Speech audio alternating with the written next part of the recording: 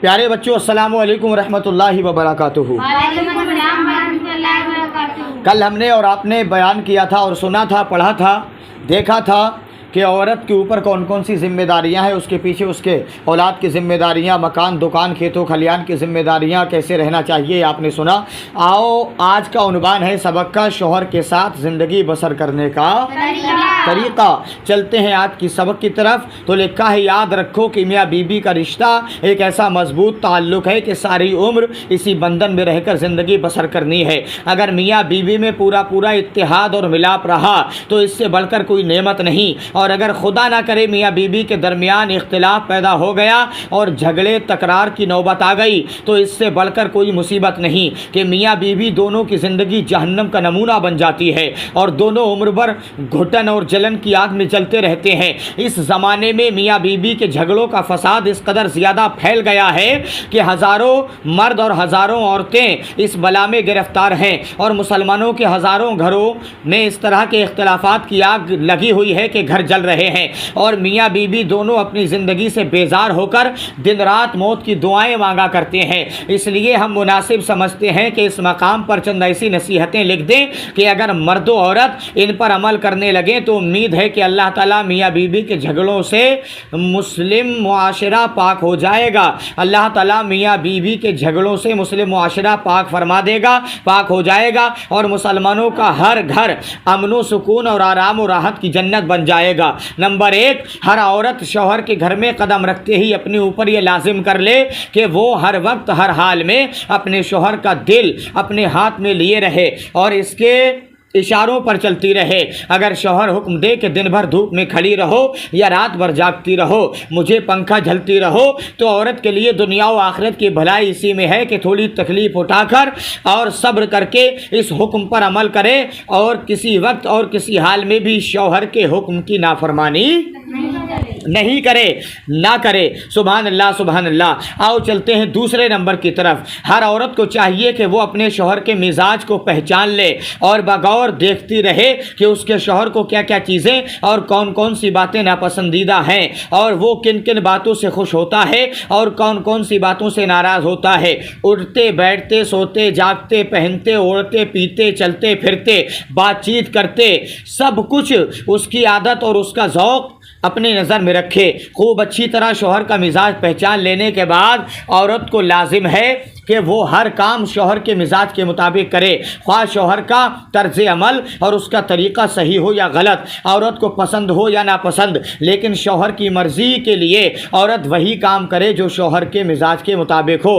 ہرگز ایسا کام بالکل نہ کرے کہ شوہر کے مزاج کے خلاف ہو۔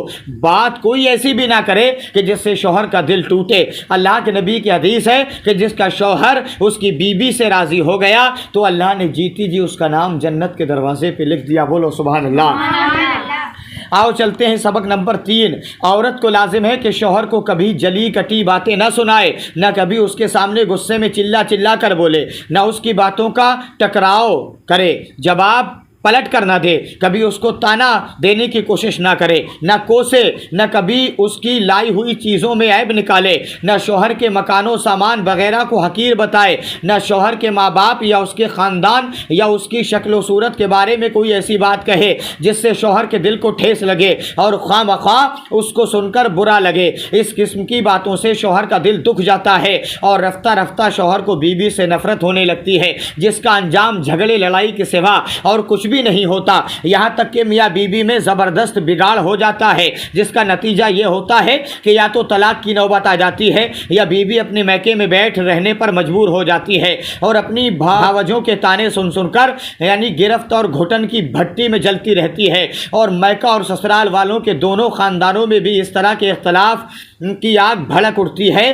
کہ کبھی کروٹ لینے کی نوبت نہیں آتی، اور کبھی کبھی تو ایسا معاملہ پیش آ جاتا ہے کہ کورٹ کچہری کی نوبت آ جاتی ہے، اور کبھی مار پیٹ ہو کر مقدمات کا ایک نہ ختم ہونے والا سلسلہ شروع ہو جاتا ہے، اور میاں بیوی کی زندگی جہنم بن جاتی ہے اور دونوں خاندان لڑ بھڑ کر تباہ و برباد ہو جاتے ہیں۔ ایسا ہمیں اور آپ کو نہیں کرنا ہے۔ آؤ 4 نمبر کی طرف چلتے ہیں۔ لکھا ہے عورت کو چاہیے کہ شوہر کی آمدنی کی حیثیت کے مطابق خرچہ کرے، اس سے زیادہ خرچہ کرنے کی کوشش ना करे, बल्कि जो कुछ मिले उस पर सब्र और शुक्र के साथ अपना घर समझकर हंसी खुशी के साथ ज़िंदगी बसर करे। अगर कोई जेवर या कपड़ा या सामान पसंद आ जाए और शौहर की माली हालत ऐसी नहीं है कि वो उसको ला सके, तो कभी हरगिज़ शौहर से उसकी फरमाइश ना करे और अपनी पसंद की चीज़ें ना मिलने पर कभी हरगिज़ कोई शिकवा व शिकायत ना करे, न गुस्से से मुंह फुलाए, न ताना मारे, न अफसोस जाहिर करे। बल्कि बेहतरीन तरीका यह है कि औरत शौहर से किसी चीज़ की फरमाइश ही ना करे,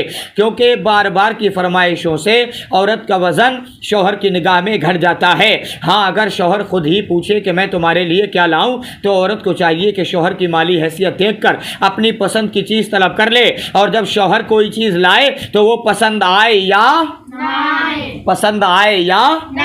ना आए, मगर औरत को हमेशा यही चाहिए कि वो अपने शौहर को खुश करने के लिए उस पर खुशी का इजहार करे।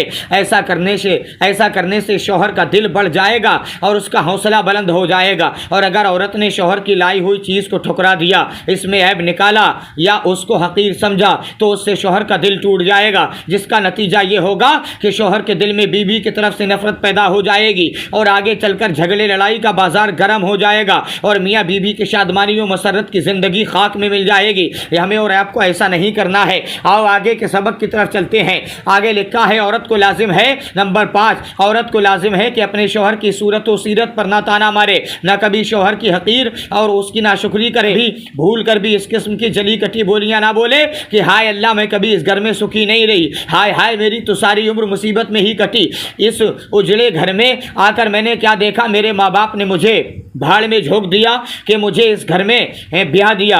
मुझसी नगौड़ी को इस घर में कभी आराम नसीब नहीं हुआ। हाय मैं किस चक्कर में फंस गई, किस दंदल में आ गई। इस घर में तो हमेशा उल्लू ही बोलता रहा। इस किस्म के तानों और यानी कि कोसने से शौहर की दिल शिकनी यकीनी तौर पर होगी, जो मियाँ बीवी के नाजुक ताल्लुकात की गर्दन पर छुरी फेर देने का काम करेगी। हमें और आपको ऐसा कोई काम नहीं करना है। बस समझने का मकाम यह है कि जो शौहर दे वो खाना है, जो शौहर पहनाए वो पहनना है, जो शौहर ला कर दे वो इस्तेमाल करना है। शौहर का मकान अपना मकान समझना है, शौहर का माल अपना माल समझना है, शौहर की खुशी अपनी खुशी समझना है, शौहर का गम अपना गम समझना है, शौहर का दर्द अपना दर्द समझना है। इसी पर अमल करते रहना। प्यारी बच्चियों, प्यारी बेटियों, प्यारे गुलशन की कलियों, मुझे उम्मीद है इंशाअल्लाह अगर तुम इस पर अमल करती रही तो अपने माँ बाप के घर भी कामयाब रहोगी, माँ बाप के घर से जाने के बाद अपने शौहर के घर भी कामयाब रहोगी